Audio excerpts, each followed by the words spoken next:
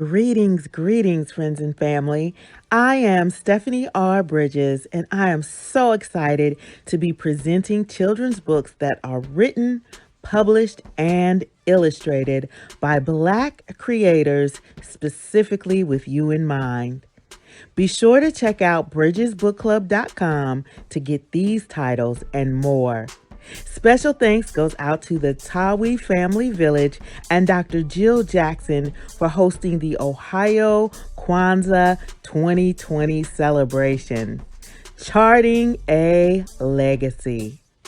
This is day one of the celebration, and our Kwanzaa principle is Umoja, which means unity.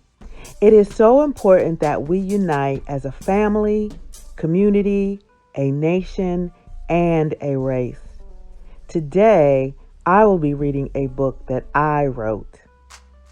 And we all just get along.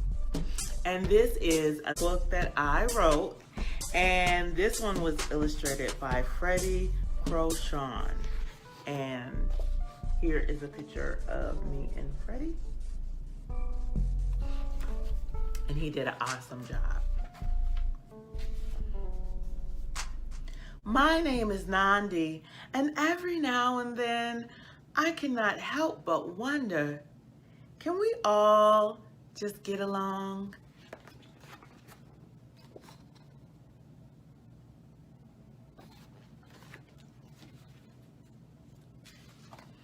I think it should be a poem, or maybe even a rhythm and blues song. Do-up, do-do-do-up. I would harmonize folk lyrics every day until my sister and my brothers saw things my way. Can we all just get along?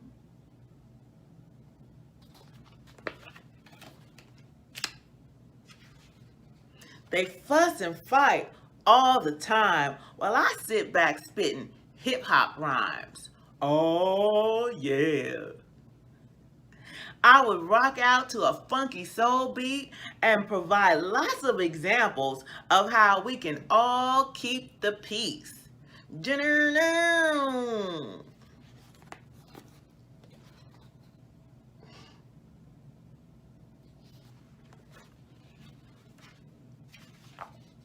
When my older brother, Khalil, comes around to start stuff, I play fight right along with him because I know I'm Afro Puff Tough. We keep laughing and running and trying to get the last hit until we break a lamp or my mom yells, "Will you two please quit?"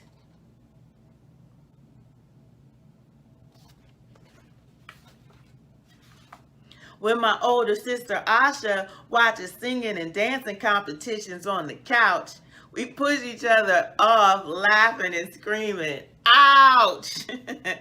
During commercials, we sing and dance for pretend auditions. Then we sit back down, half playing and half paying attention.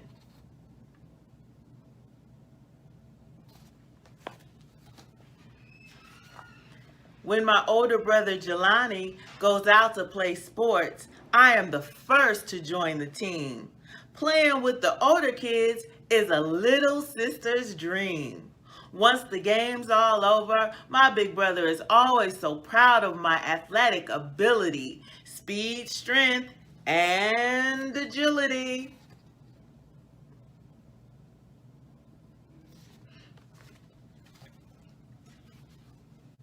To be exact, all of my siblings have my back.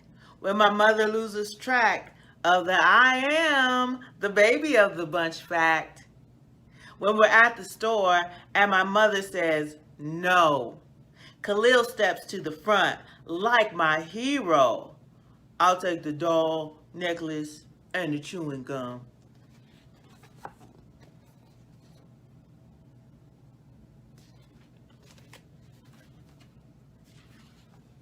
When mom insists I can't get a thing from the mall because it's my sister's say, Asha steps into a shore.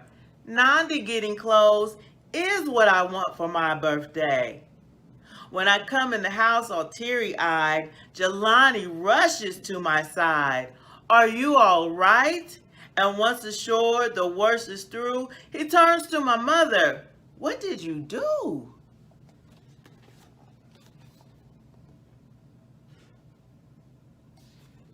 This leaves my mother in awe and wonder because none, not nary one of my other siblings get along with each other.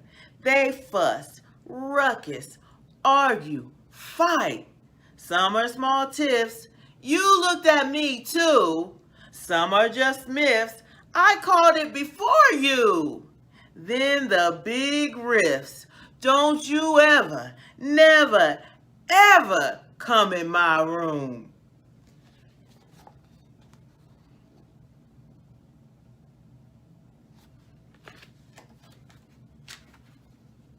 My mother says once she's gone, we'll only have each other. Yes, Lord, I am the keeper of my sister and my brothers. If they get out of line, Mommy, no need to worry. I'll perform a jazz scat and get them together in a hurry. Shoo-doo-wee, bop, biddy-biddy.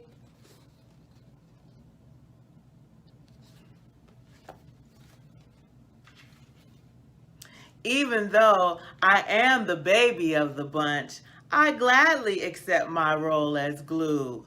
I will keep chasing, singing, and playing with Khalil, Asha, and Jelani until they realize what I always knew.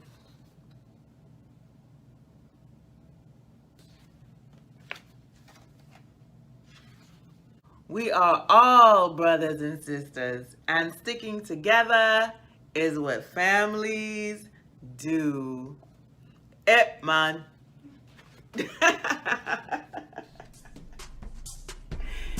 The end.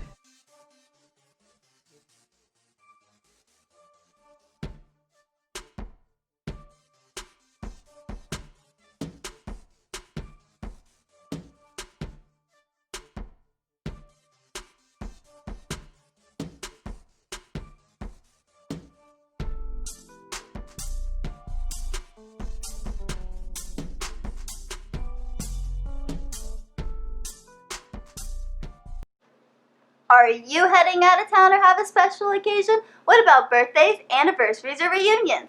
Get the best deals and inexpensive rental car rates, midsize sedans, compact cars, and more. We have a variety of fleet vehicles to accommodate any and all of your rental car needs. Make a reservation today at your local budget rental car on Hamilton Road in Whitehall. Call 614-863-7500.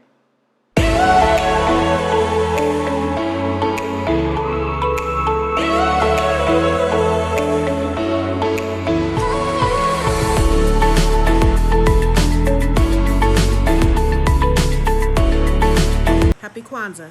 I'm Carla, and my sister Karen and I own Two Natural Sisters. We've been in business for 5 years, and we sell a line of natural bath, body, and candle products. Let's take a look.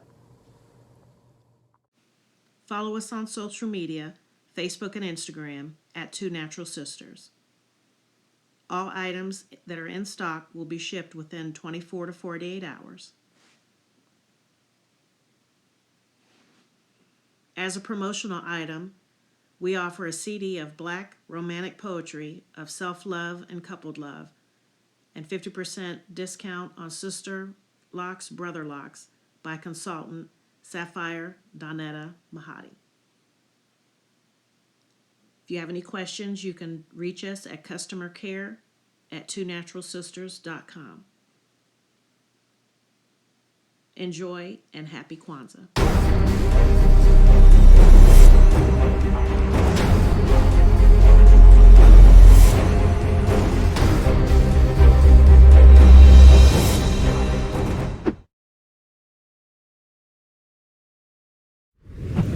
What's going on? My name is Doe. I am the owner and creator of Madeline Gin. Madeline Gin is best described as a celebratory art experience that exudes hella blackness. Initially, the company was founded to provide a luxurious but affordable art experience, and has since transformed itself into something a bit more spiritual. By walking in what I believe to be my truth, I've been able to get in contact with my ancestors and use my platform and my art, my gift, to tell their untold stories. I do that by using different textures, by utilizing different mediums, colors, and just making things pop out so that it's open for interpretation. I love creating, and I can't wait to be of service to you. Thank you. I am a genius. My ancestors were geniuses. My ancestors have made me a genius in all that I think, say, and do. I must declare myself a genius. I am a genius. Whenever I am myself, I practice my geniusness and do great things. All my thoughts, choices, and deeds must express my geniusness. I am a genius. My decisions must always be in the best interest of myself, my family, my people, and my God. Only then will I and everyone I know that I am a genius. I am a genius. At all times, my geniusness must reflect my culture. My geniusness must serve my God. My geniusness must make me be one in love and harmony with my family. My geniusness must protect my people. Yes, at all times, I must demonstrate excellence because I am a genius.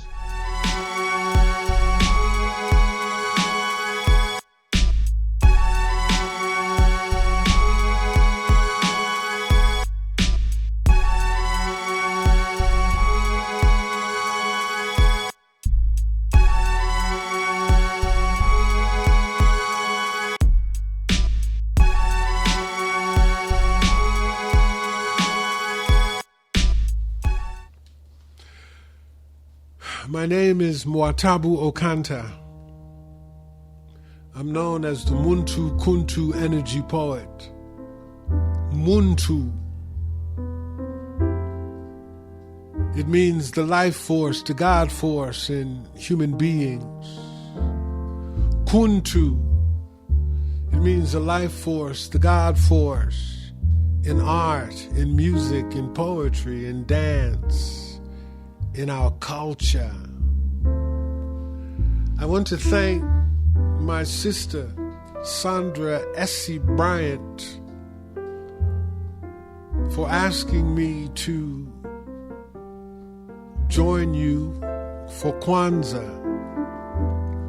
It is that time of year again. And for me, Kwanzaa is a very, very special time. It is the season of our first fruits. It is the season where we come together to celebrate the fruits of our labor. And it's a special time this year because this year has been a long year. It's been a difficult year. We've lost loved ones. Loved ones have fallen ill. But somehow we have survived. And here we are, coming together once again. The village, the family, our elders, our children, our contemporaries, coming together to share our stories, but coming together to reconnect with our ancestral energy, to ask them to come to guide and continue to protect us, because we're descended from those people who refused to die, who survived the dungeons and the Middle Passage and the plantations, who became new peoples of African descent in the fiery furnace of that thing called slavery. But we are still here. And if our ancestors could survive what they survived, we can survive this, and this too will pass. It is Kwanzaa time. So in the spirit of the Nguzo Saba, I would like to share my story with you. I would like you to think about your story, because we all have stories to tell.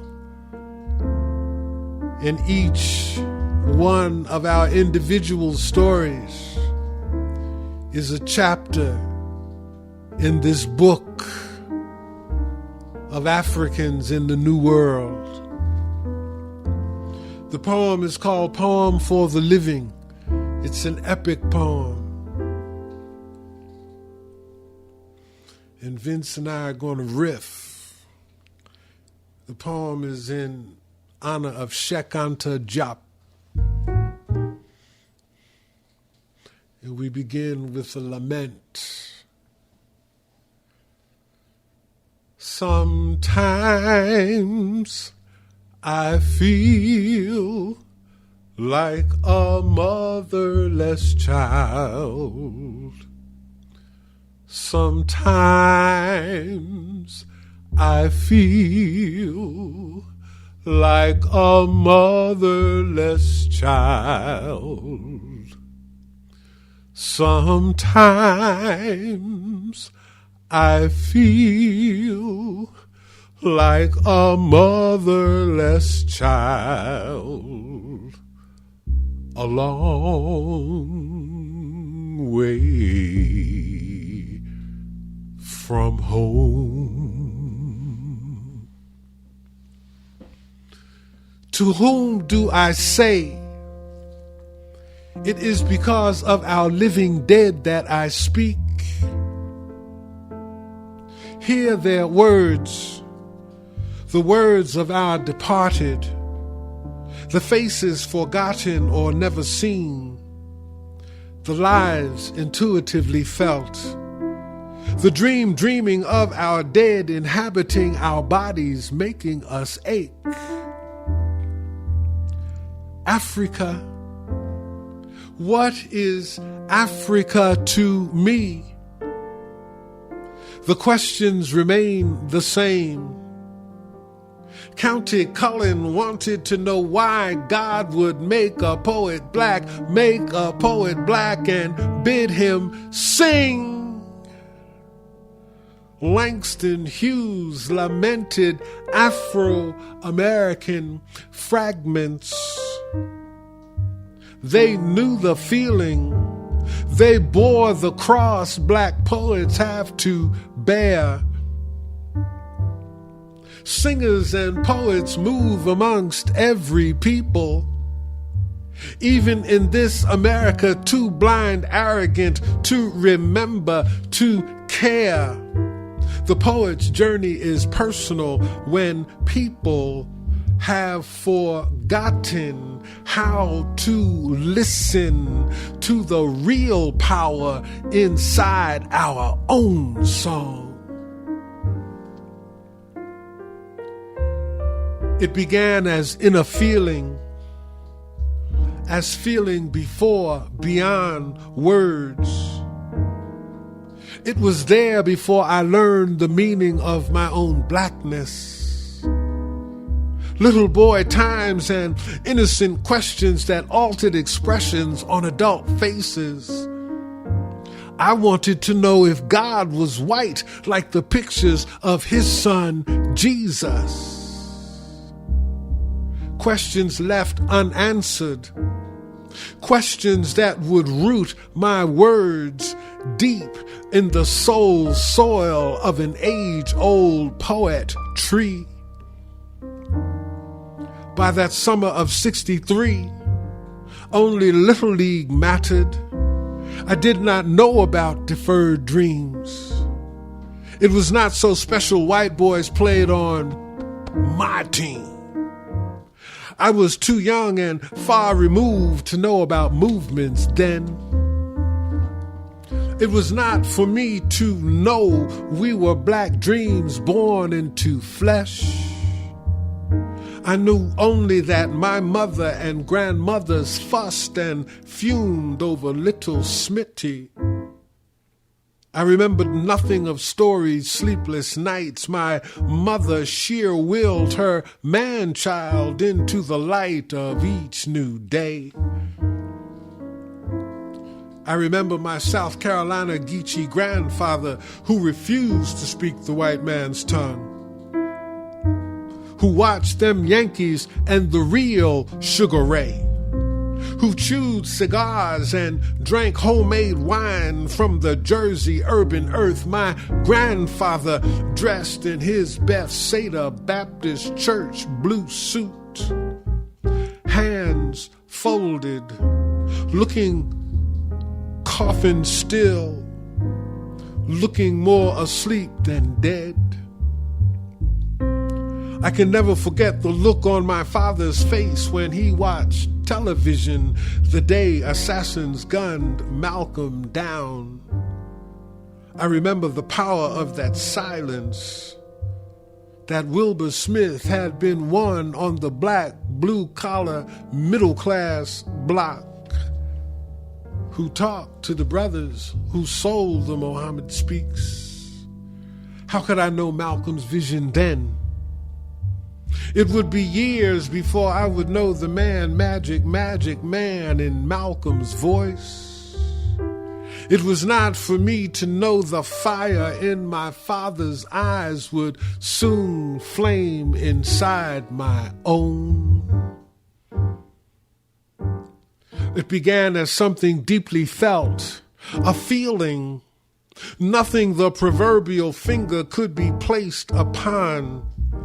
It surfaced the first time that night, a bullet blotted King from our sight. I knew something changed in me then. I remember being unable to mouth the Pledge of Allegiance that morning after. The white hollow ring resounding from empty words made me begin to see in a different light. In a different light. Kwanzaa is that time when we come together, talk to each other. We are a diverse community. We come together in our own new tribes, light skin, dark skin, urban, suburban, rural, old, young, good hair, bad hair. We come together, the good, the bad, and the ugly. We come together to be one. Gye-Nyame in his Healers tells us the present is where we get lost if we forget our past and have no vision for the future. So Kwanzaa is that time when we come together to remember our past. What happens to a people after all the years, after all the private corners of our nights, after the acceptance of pain in our lives, after the coming of age of our agelessness? What happens when out of darkness, a deeper darkness, a darkness deeper than death, and you can see it, can see, touch, can feel it, can become one with its warm light? What happens? Born of grandmothers left to scrub the venom the white people put into calling us nigger black on cold water wash basin mornings. Grandmothers scrubbing, grandmothers and amens, grandmothers and hallelujahs, grandmothers and thank you Jesus, grandmothers and the will to wish we little ones would never grow to know nigger black and old. Our grandmothers who nurtured us and healed us. We are a people in need of healing. What happens? A surreal strangeness being in places still forbidden. A new plainness.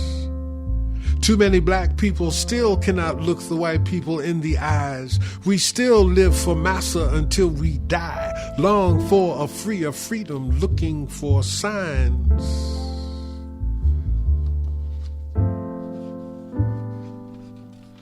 What happens? Kwame Nkrumah taught us that we are not Africans because we are born in Africa. We are Africans because Africa is born in us. And Kwanzaa is that time when we come together to celebrate the Africa in us. I was in college when I met my first African from African. He said, "I am from Africa." I remember being confused. If he was from Africa, what did that make me? Stunned into screaming silence, I did not sleep that night. I spent that night looking into mirrors, looking for Africa in my own face. I looked into questions. What was just American, or Negro, or colored, or nigger, or black-American? I did not know how to see Africa reflected in my own face. I did not know how to see Africa in America's dark race. I remember feeling made me go to Africa. I heard Africa calling my name. I was not dreaming. I was in Africa. Africa calling my name sounds pushing me to sink my roots in native soil, to seek nourishment, to heal my wounded soul. Africa. It arrested me, freed me to the core. I knew faces.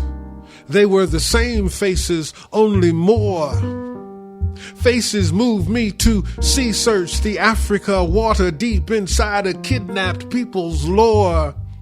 I saw Carolina, Georgia, Alabama, Mississippi, Louisiana, Harlem, Huff, Liberty City, South Philly, Atlanta, Chocolate City, D.C. made plain.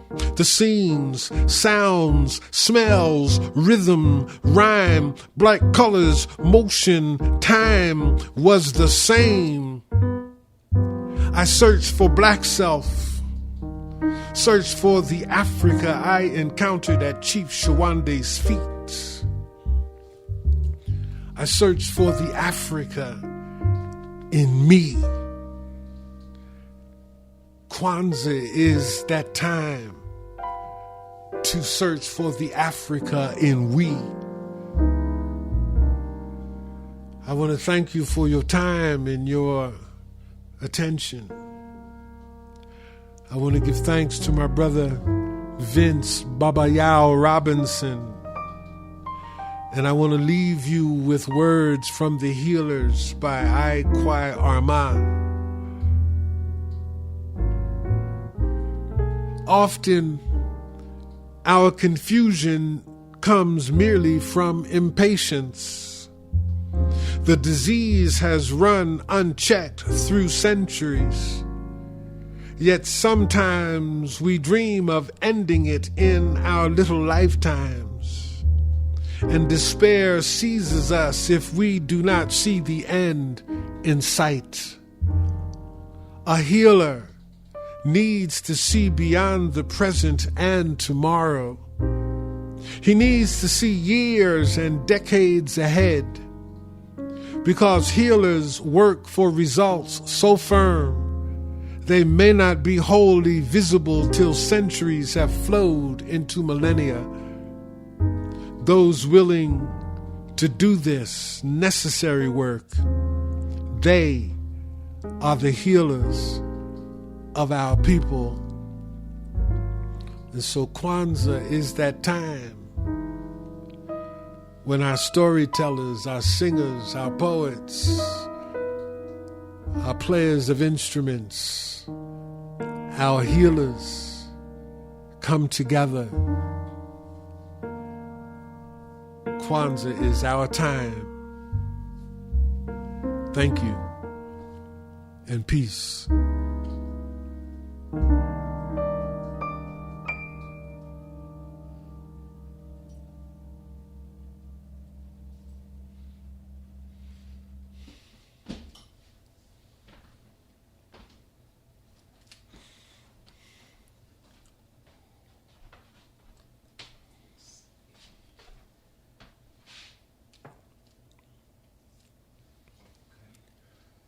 Tongue got twisted up in there a couple times, but I got through it.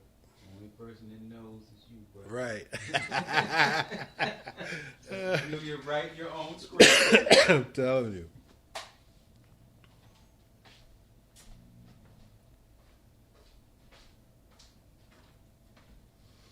Wow, each time we do this, man, it just gets better. I love it, man. I'm loving it. Let me play my bass.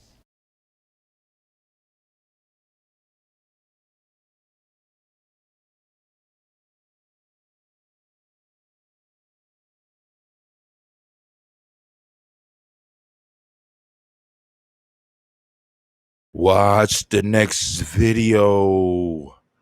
Watch the next video. Watch the next video. No, I'm just joking, family. Family, thank you for joining us. Be sure to catch us on the next video, family. Peace. Watch the next video. Watch.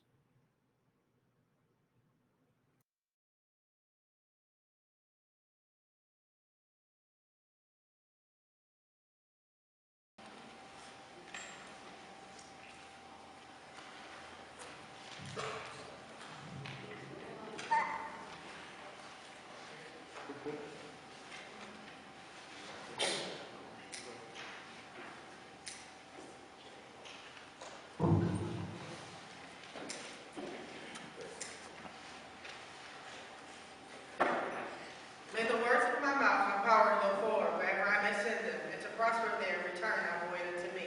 On the first day of Kwanzaa, we celebrated Umoja, unity.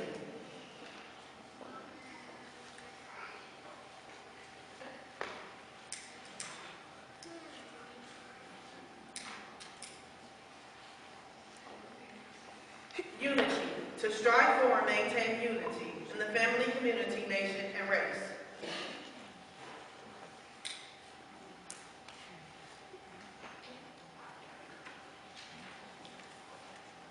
We are here tonight to celebrate the second principle of the English South. During Kwanzaa, we celebrate Gye-Nyame.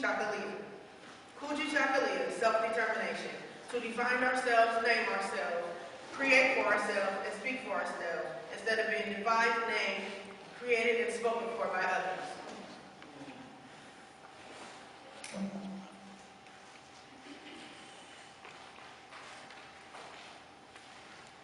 On the third day of Kwanzaa, we celebrate Ujima, collective work and responsibility. To build and maintain our own communities together and make our sisters and brothers' problems our problems, and to solve them together. On the fourth day of Kwanzaa, we celebrate Ujima, cooperative economics. To build and maintain our own stores, shops, and other businesses, and to profit from them together. On the fifth day of Kwanzaa, we celebrate Nia, purpose.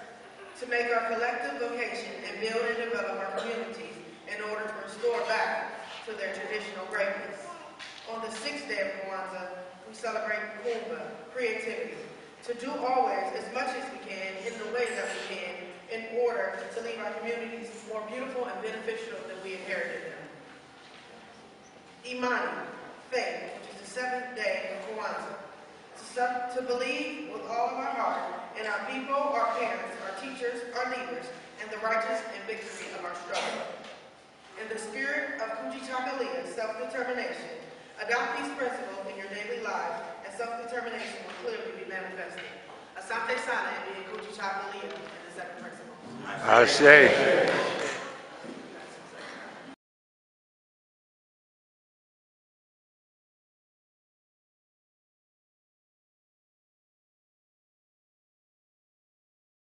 Watch the next video. Watch the next video. Watch the next video. No, I'm just joking, family. Family, thank you for joining us. Be sure to catch us on the next video, family. Peace. Watch the next video. Watch.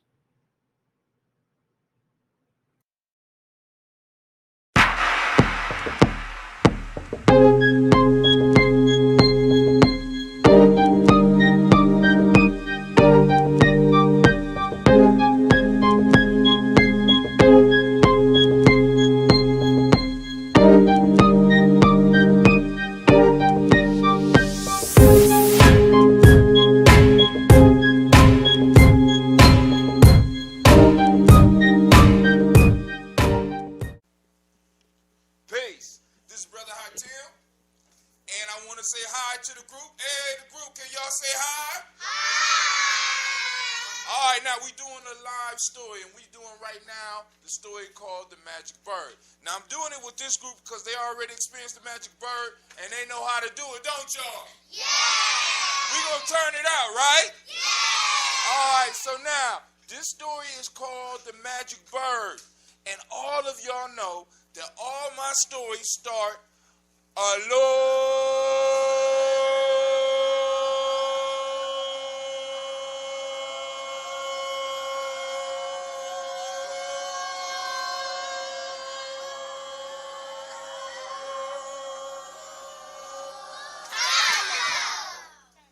which way? That way and far, far, far, far away. Once there was a group of villages. Now, this was the villages of the Gye-Nyame people. And the Gye-Nyame people are known worldwide for all of their accomplishments. But this was before they became famous. Before they became famous, they were attacked by a swarm of birds. Now, these weren't ordinary birds. These was magic birds. And these magic birds would come and take their food, but it would be a particular type of food that they would take. They only would take prepared food. So this means that they never attacked the cows. They never attacked the goats. They never attacked the corn. They never went out in the field or went to the fruit trees. They will only take the food if you have prepared it and made it ready to eat. So that meant that the goats were safe as long as you didn't want to make goat soup. Or the cows were safe as long as you didn't make hamburgers. As soon as you got done cooking it and was about to put it up in your mouth and eat it, guess what would happen? The birds would appear and take it. And this happened to everybody at the same time. So you, and you could all be eating at the same time in different villages, and all at the same time, the birds would appear and do what?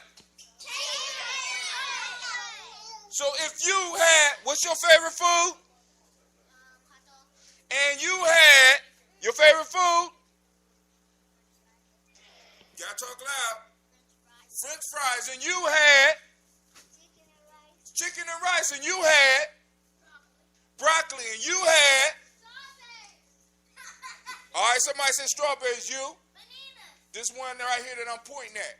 Right here, you, in the red shirt. Huh? Hot dogs. And you? Huh? Fudge. Okay, and you? French fries. French fries, and you? Gingies. All right, and you? Carrot. And you? Hamburger. And you? Wendy's. And you? You know, wait, hold on. You know Wendy's not a food. What type of food? Corn. Okay. And you? Popcorn. And you? Double-decker hamburger. Okay, double-decker hamburger. Talk loud so you can be heard. And you? And a sandwich. Sandwich. Last one. And you? A pizza. All of y'all had all y'all food at the same time. These birds will appear and do what? Now, this was going on for a while. And the elders finally came together and decided. The elders came together and decided that they need to handle this situation. They decided that they needed to deal with these birds. So they went and got one guy, because he was an excellent nation builder, and his name was Chaco. And they gave Chaco the responsibility to go out and get rid of these birds. Because these birds was taking all the food, so now the children was miserable. The parents were miserable. The grandparents were miserable because these birds was taking their food. So they told Chaco, they said, Chaco, we're going to give you the responsibility because the future of the villages lie in your hand. So Chaco came, and Chaco decided the best way to handle it was to find the source of the magic. Because magic, just like any other problem that you're going to experience in your life, can be solved best if you get to the root. So magic, if you found the root of the magic, you can stop the problem. So he figured the birds wasn't the root of the magic. He figured the birds were the symptom of the magic. So he wanted to go and find the root of the magic. So what he did was he got the best trackers. Gye-Nyame people was famous because they were good trackers. And they sent out a tracker from each village to go out and find where these birds come from. Now the birds moved so fast that you couldn't see them, so it took these trackers weeks. And every now and then they would find a broken branch, and they would follow it. And they would find some magic bird poop. And they would follow it, and they would find a little footprint, and they would follow it. And eventually, they all found where the birds were coming from. And guess where they was coming from? The magic tree. How did y'all know it was a magic tree? It was a magic tree. It was a magic tree. And they brought it back to Chaco, and they said, Chaco, there's a magic tree. And Chaco said, how you know it's a magic tree? They said, we know this land we know this land like we know the back of our hands, and we especially know all the old trees. And this tree wasn't there last season. This tree is bigger than every tree, and this tree looks older than every tree, and none of us, all the trackers agreed from all the villages that none of us have ever seen this tree before. So the tree must be the magic. It must be magic. So Chaco decides, well, this is an easy problem. So we just going to send somebody to chop down the tree. But I wonder who we are going to send to chop down this tree. You know who we going to send first? Who?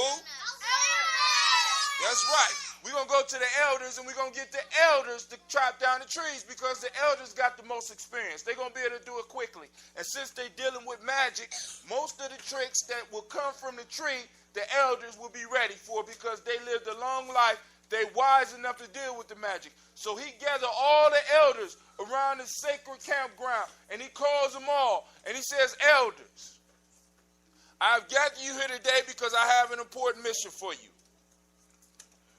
You know that our villages have been plagued. We have had a problem for months.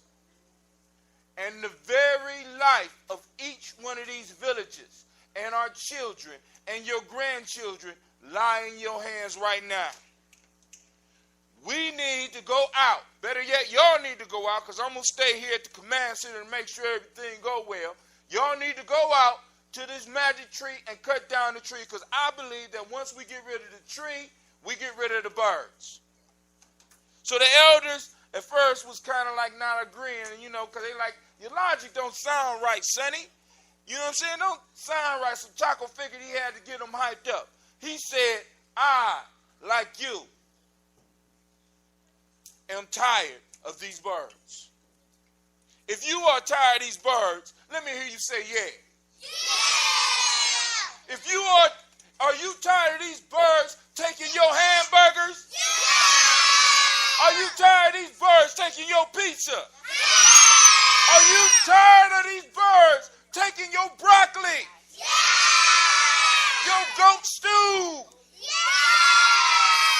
Your hamburgers? Yeah! Your candy? Yeah! Then you must agree with me that these birds got to go. And Chaco stopped, and then he looked at him like I'm looking at you now. And he said, the only solution is down with the birds. Down with the birds! Down with the birds! Down with the birds! Down with the birds! Down with the birds! Down with the birds! Down with the birds! Down with the birds! Down with the birds! Down with the birds! Down with the birds! They chanted it and chanted it, and then they broke up and they went and got their axes. They went and got their spears. They went and got their shields. They went and got their bows and arrows. They went and got their swords, and they all came back to the meeting ground, and they all marched out to the tree. And when they got within sight of the tree, they weren't expecting to see what they saw.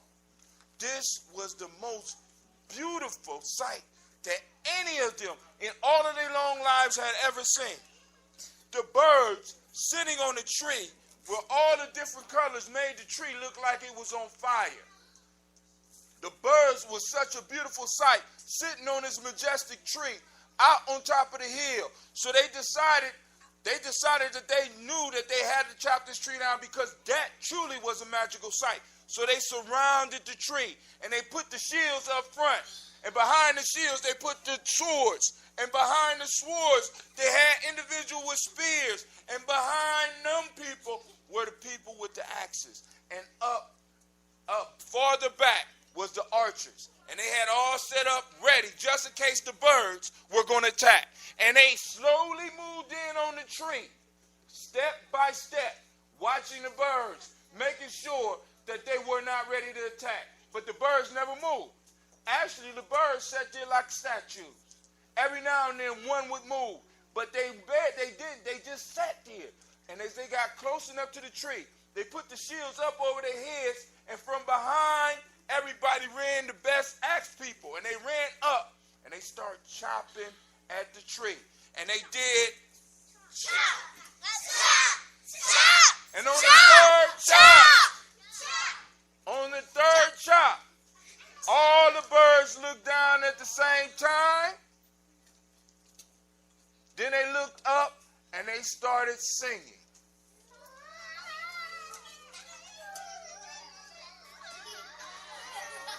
They started singing a song that was so beautiful and so magical that it stopped the elders in their tracks. Now, this wasn't no ordinary song. This ain't no song that you can turn on and listen to on the radio. This was a song that not only touched their ears, but this song touched their hearts. Because in the song, it was about the elders' past. And the elders fell out into it, and they really got involved with the music. Some of them started to cry. The music was so beautiful. They listened to it as the song reminded them of all the things that they had done, reminded them of all the mistakes that they had made, reminded them of love lost and love found, reminded them of their parents and those people who had passed on. And the song was so beautiful that the elders listened all night. And when the sun rose, they all decided that they could not cut down the tree. So they picked up their shields. They picked up their spears. They picked up their swords. They picked up their bows and arrows, and they picked up their axes, and they walked back to their villages. But they sent one person to Chaco's house, and he walked up to the door, and he knocked 3 times. Go ahead, somebody knock. Chaco ran to the door. He opened the door. He was excited. He said, "Come on in, elder. Tell me what happened." And the elder sat down. He gave the elder some coffee. They sat down. They started talking. And the elder said, "Well, I got some good news and some bad news for you. You want which one you want first?" He said, "Oh, okay." Chaco said, "Good news first." He said, "Well, we didn't cut down the tree." He said, "How's that good news?" He said, "Look, we decided as elders that any bird, any animal that could sing a song that beautiful cannot be evil. And we refuse to chop down that tree." And at that point in time, Chaco looked at the elder and he saw that the elder had been bewitched by these birds. This means that the man was up, all the elders was up under the spell of this bird. So they didn't care what the birds did no more. So he let the elder go and he started thinking, who can I send now? Because the elders, if the elders failed, and they are the best of us, they are the wisest of us, who can I send now? But the only group that was left for him to send was who? The kids. No, the warriors and the nation builders. He sent them out. He sent them out. He called them all to him and he said, "Warriors and nation builders, the very life of our villages is in your hands. And I didn't come to you at first because I didn't think that you would be able to accomplish the mission, because we are dealing with some strong magic. In fact, the magic is so strong that it overcame my elders. So now the fate of the village is in your hand." So he go through his whole thing again. He said, "I know, like me, that you are tired of these birds. Are you tired of these birds taking your food? Are you tired of these birds taking your cream of wheat? Are you tired of them taking your Cocoa Puffs? Are you tired of them taking your Captain Crunch? How about taking your hamburgers? Your French fries? Your pizzas?" So then there's only one conclusion, and that conclusion is very simple. Down with the birds. Down with the birds. Down with the birds. Down with the birds. Down with the birds. Down with the birds. Down with the birds. Down with the birds.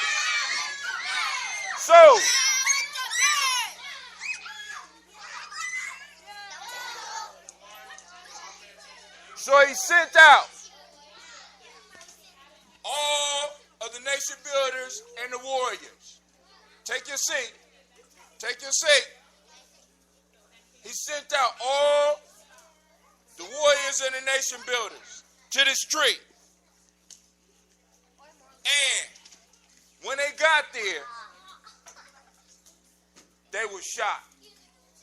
And they set up just like the elders. Shields in front. Swords, spears, and the people with the axe coming in behind. And way in the back was the archers ready to launch the arrows just in case the birds attacked. So they moved in slowly with the shields. And as they got closer, they looked up and they noticed how beautiful this tree was.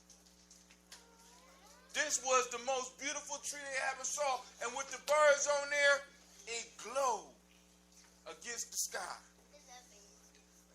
So they moved closer to the tree. And when they got close enough, they raised the shields up above their heads to protect their heads. And the people with the axes jumped up on the tree. And they immediately began to chop. Chop, chop, chop. And on the third chop, the birds started singing. But this song didn't affect the warriors and the nation builders. So they kept chopping. Chop, chop, chop.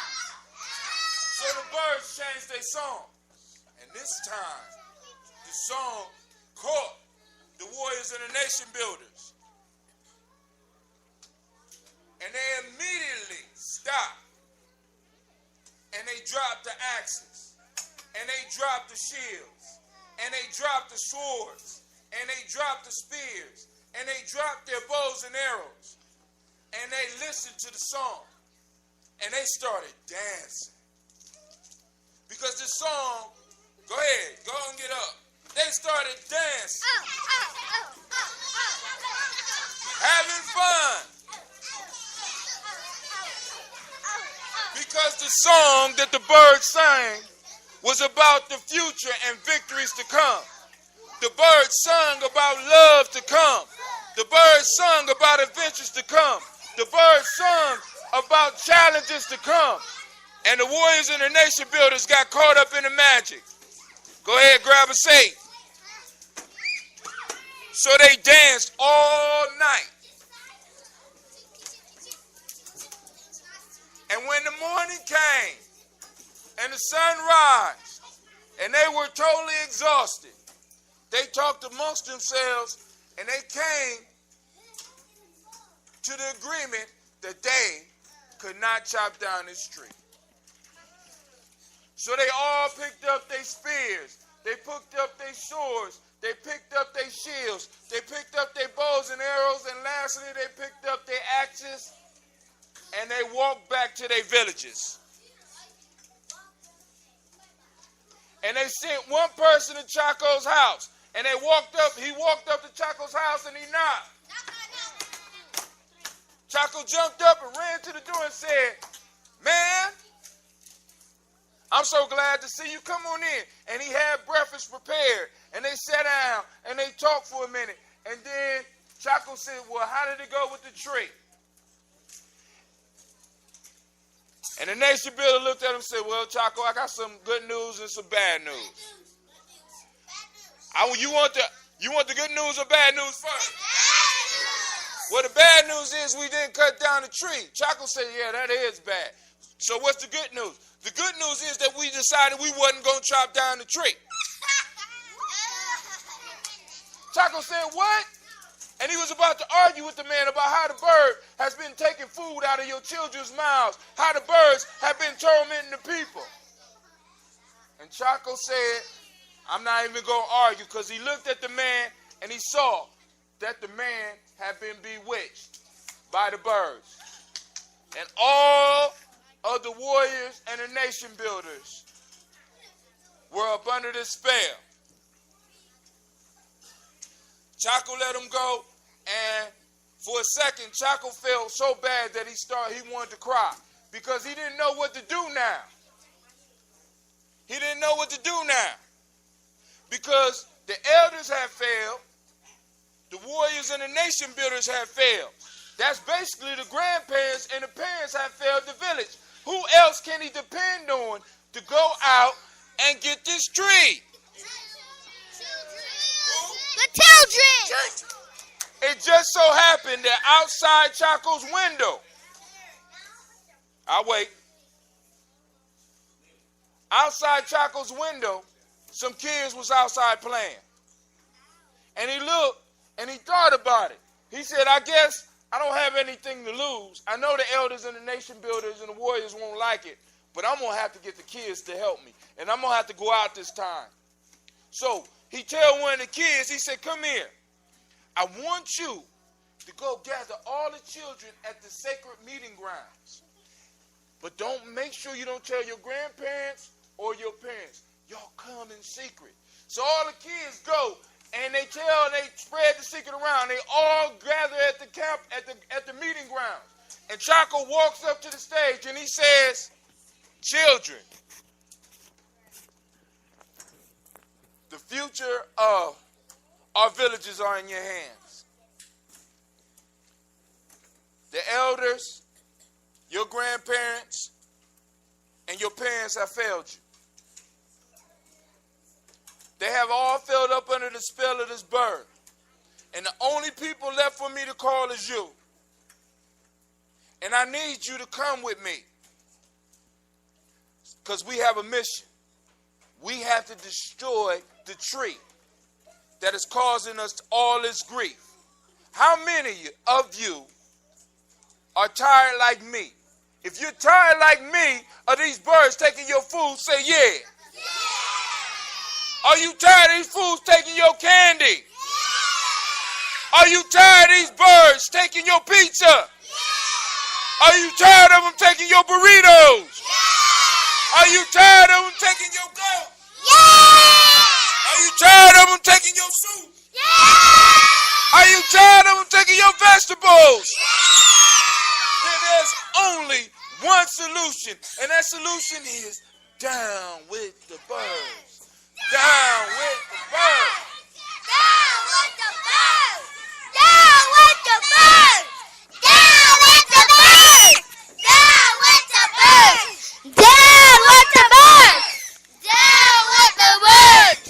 Down with the birds! Down with the birds! Down with the birds! So, all the children ran out. All the children ran out, and they grabbed axes, and they grabbed spears. I wait.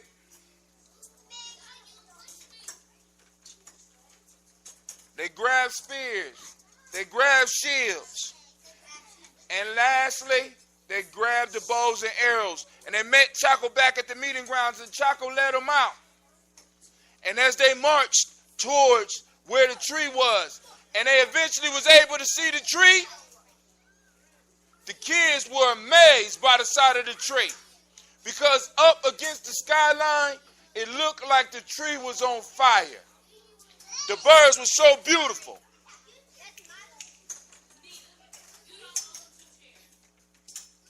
The birds were so beautiful.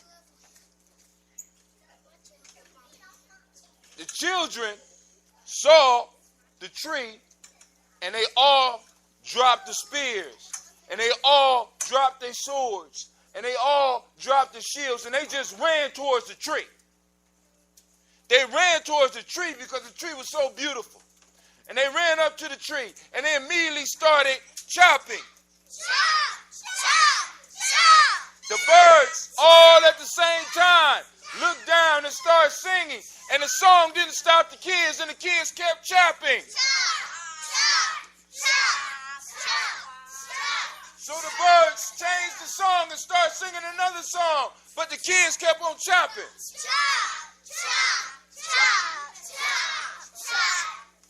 And the birds tried to sing louder, but the children kept chopping. And the birds kept trying to sing, and they sung louder, and the kids kept chopping.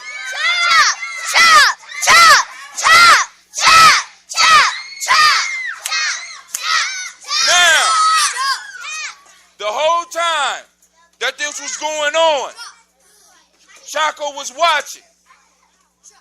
And when the birds sung the first song, Chaco started crying like one of the elders.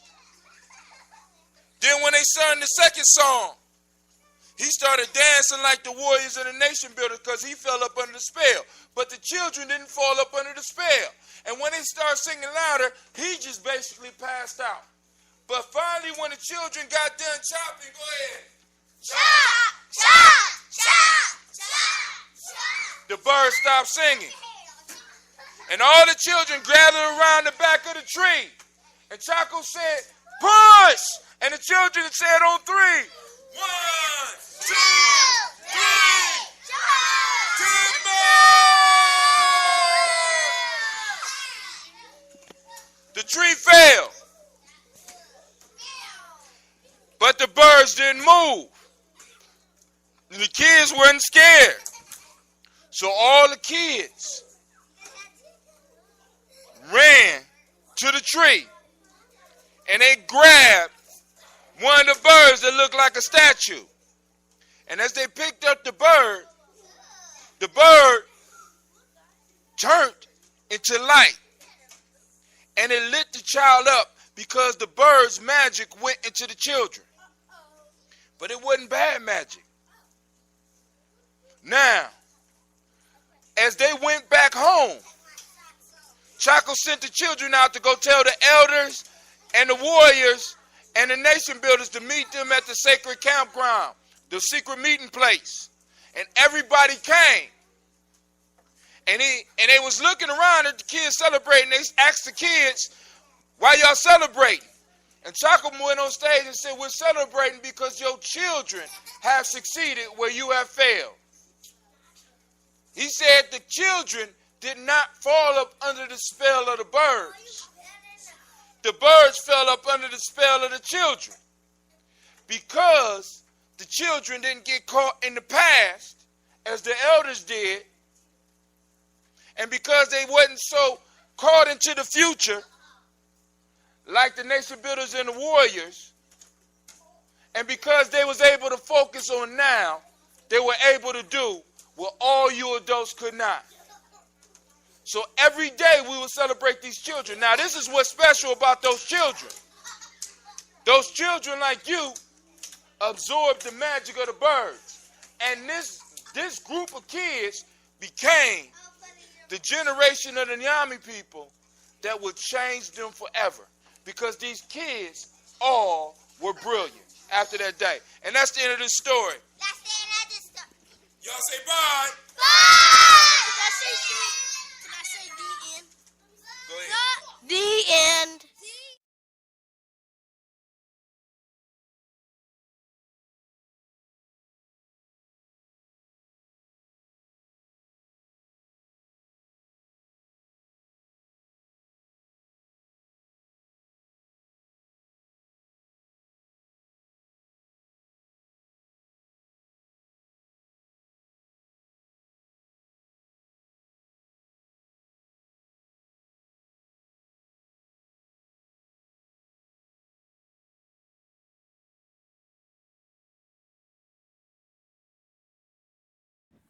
I'm Cleveland Brown, and I'm going to teach you how to do the practice.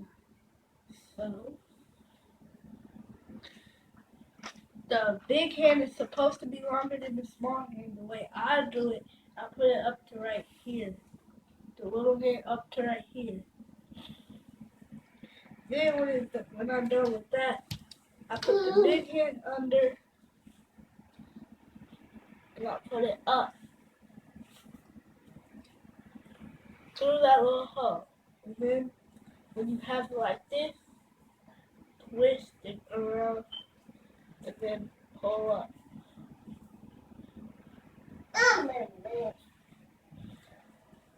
If you need to fix it, and then this little hole right here, put it through there.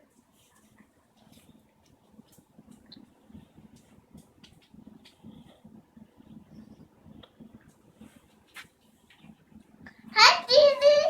Hi. And that is how you do the practice. Hold on. You gotta tighten it up around your neck. It's not up on your neck. Ah, okay. Okay. Daddy. All right. What knot is that again? The Pratt knot. Pratt knot. All right. Straighten it up. Pull it up. Pull it down tight around your neck so we can make sure you get it. It's tight. Move, little girl. Story time. Story time. Wait a minute, y'all look sad. Good. Everybody, let me see a smile. I want your smile to be brighter than that light. Let your smile be the light to light up the world. Where's the light? Thank you. Today I'd like to share a story with you called The Chicken. No, the eagle that thought it was a chicken. Now, did you get it? One more time. The eagle that thought it was a chicken. And this is how the story goes. There was a farmer, and every morning he would wake up just to watch the sunrise. He would do this every morning. One morning he woke And he looked at the sun rising, and he saw an eagle flying by. The next morning, he woke up, and he saw an eagle flying by. And that farmer made up his mind. The farmer decided it was going to follow the eagle, find its nest, take an eaglet, and he did. So the next morning, the sun rose. The farmer looked. He saw the eagle. He followed the eagle, and he went to the nest, and sure enough, there was an eaglet. He waited until the eagle left. He grabbed the eaglet and he took it to his farm, put it in the chicken pen, and said, "Now you are a chicken. You will be a chicken for the rest of your life. You will look like these chickens. You'll act like these chickens. You are a chicken." And that bird began to act just like the chickens. And now the chickens, they weren't kind. They looked and said, "Ooh, you sure are ugly. You're so big. Why your feathers so big? Why are you so awkward looking? You don't look like us. Where you come from? Who's your mama? Who's your daddy?" And that poor bird began to feel ashamed, afraid, humiliated, sad. And that bird continued to be like that. And the chickens began to make the bird feel that it was useless, because that bird did not know the history of what it was. Then one day, a naturalist was walking by, and he looked in the chicken pen, and he went up to the farmer and he said, "Why do you have an eagle in the chicken pen?" The farmer looked at him and said, "That's not an eagle. That's a chicken. I said it was a chicken, so now it is a chicken." But the naturalist said, "No, that is an eagle. That is the king of the sky. That bird should spread its wings and fly." But the farmer said, "That bird will never fly. It is a chicken." The naturalist said, "Can I try to teach it to fly?" Farmer said, "That's okay with me, but it will never fly."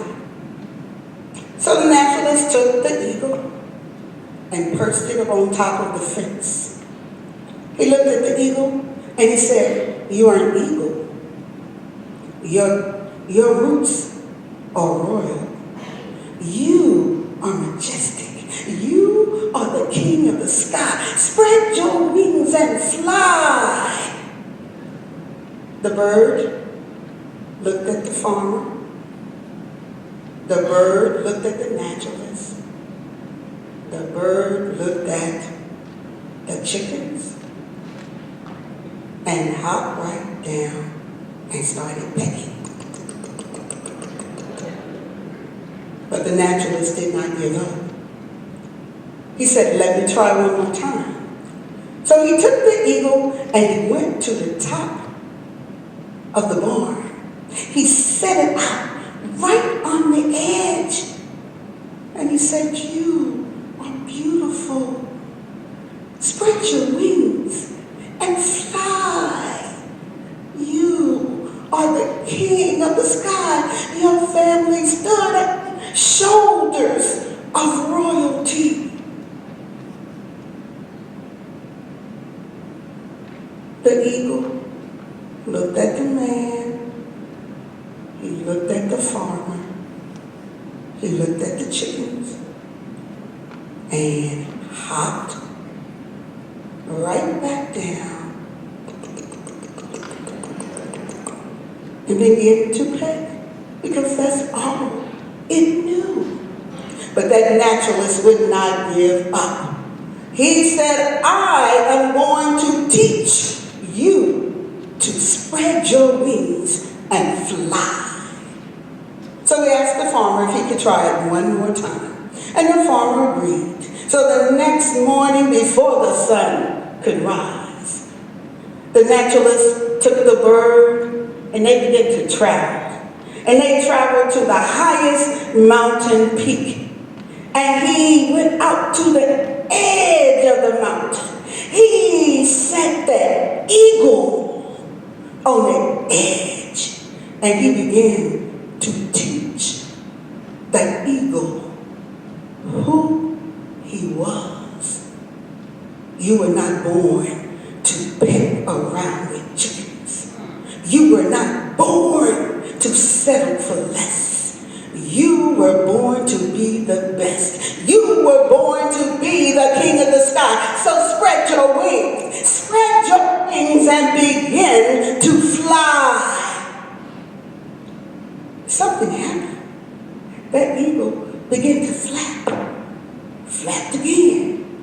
Begin to believe you were on the shoulders of those great kings and queens. And you were born to follow the sun. Chase the sun, and wherever the sun goes, that is the path into which you are to follow. And all of a sudden, because someone taught that bird who he was, he began to believe. That bird began to flap his wings. And he began to flap his wings. And the man said, fly, fly, fly, because you are the king of the sky. And the next thing you know, that bird began to fly, begin to fly. And that bird is still following the sun. So if each of us can teach our future, and sometimes we have to teach ourselves to spread our wings and fly, because we are the kings and queens of the sky. Let us teach.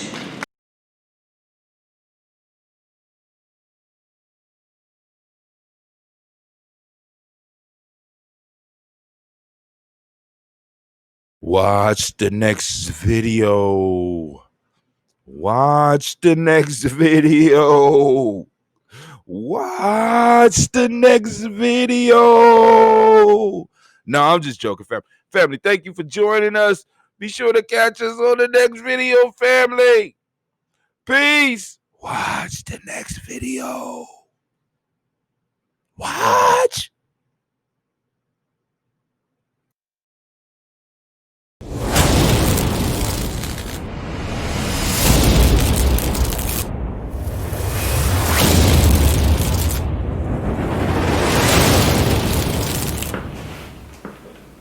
Hi, I'm Councilmember Shayla Favor, and today we're going to be reading the 7 Days of Kwanzaa. December 26th is the first day of Kwanzaa. The principle, Umoja, which means unity. Call your father, call your mother, call your sister, call your brother. It's Kwanzaa time, family time.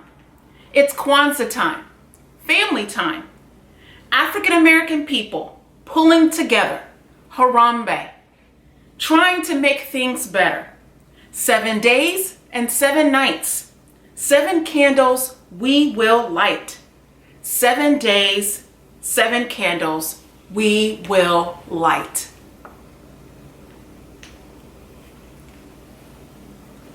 December 27th is the second day of Kwanzaa.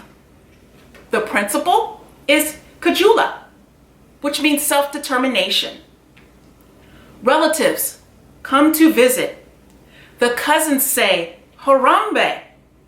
We make mecha mats. It's fun working together. It's Kwanzaa time, family time. It's Kwanzaa time, family time.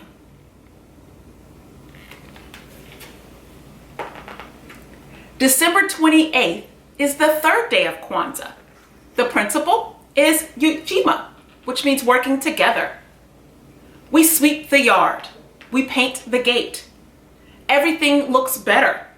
We are pulling together. We are pulling together. We are pulling together. Oh yes, we are.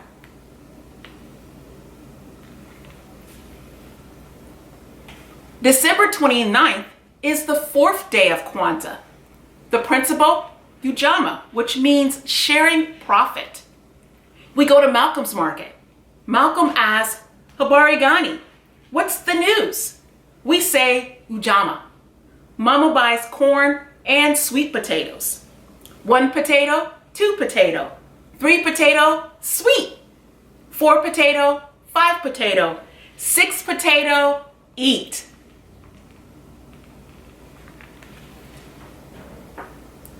December 30th is the fifth day of Kwanzaa. The principle is Nia, which means purpose. Here's how we light the candles. First the black, next a red, then a green, then another red, and then another green. This little light of mine, I'm gonna let it shine. This little light of mine, I'm gonna let it shine. Let it shine, let it shine, let it shine.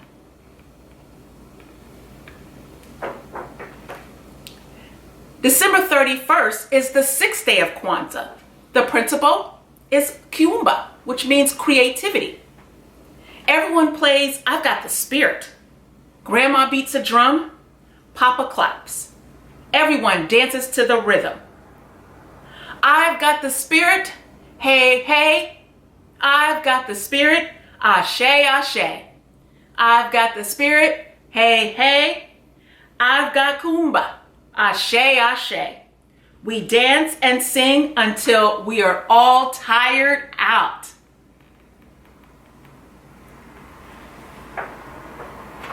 January 1st is the seventh day of Kwanzaa. The principle is Imani, which means faith. We light all 7 candles. Grandpa tells a story of how our people came from Africa long ago. He says, may we all live by the Nguzo Saba, the 7 principles of Kwanzaa. Keep the faith. That's the thing to do. Believe in yourself and your family too. Keep Imani in your heart. Keep Imani in your soul. Imani is more precious than diamonds or gold. Happy Kwanzaa.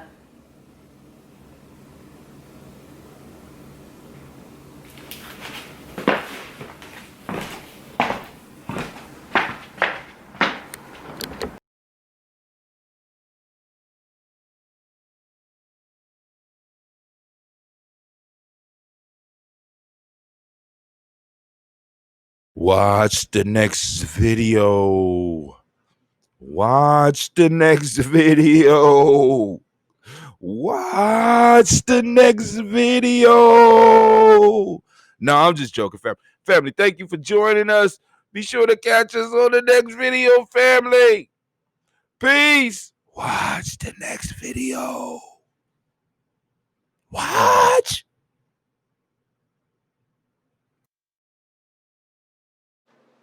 Are you heading out of town or have a special occasion? What about birthdays, anniversaries, or reunions?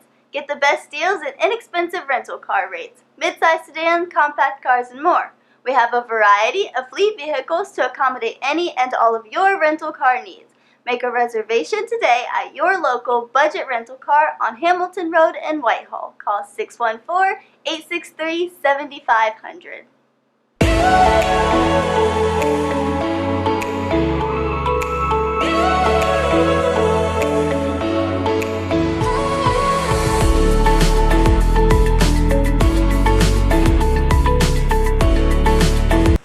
Kwanzaa.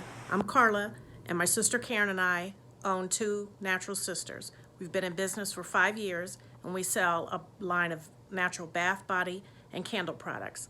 Let's take a look. Follow us on social media, Facebook and Instagram, at Two Natural Sisters. All items that are in stock will be shipped within 24 to 48 hours. As a promotional item, we offer a CD of Black romantic poetry of self-love and coupled love, and 50% discount on Sister Locks, Brother Locks by consultant Sapphire Donetta Mahadi. If you have any questions, you can reach us at customercare@twonaturalsisters.com. Enjoy and happy Kwanzaa.